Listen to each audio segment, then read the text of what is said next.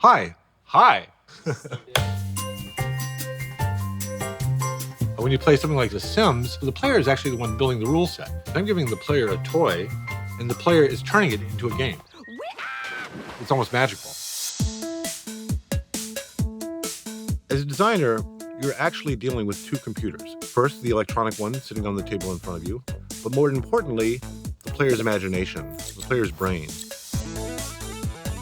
Being a game designer turned into a lifelong learning process where I can go off in any subject I want to, and it's tax deductible.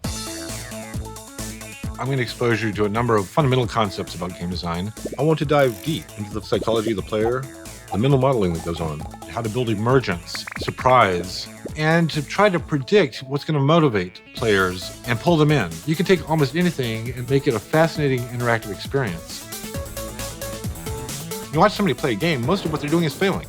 You need to design the game such that failure is interesting and understandable so that you go back and say, aha. Oh, geez. This is actually kind of fun. Good.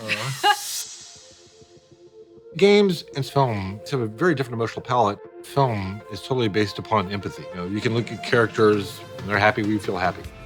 The kind of emotions that we can actually get out of games are very different.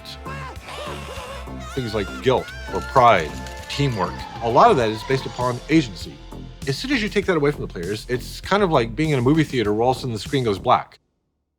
That's what it's like when you take the control away from a player. The generation that's creating games now has so many opportunities. You're having a vision for something that's going to go out and change people. So find something you're passionate about and start exploring. I'm Wright, and this is a simulation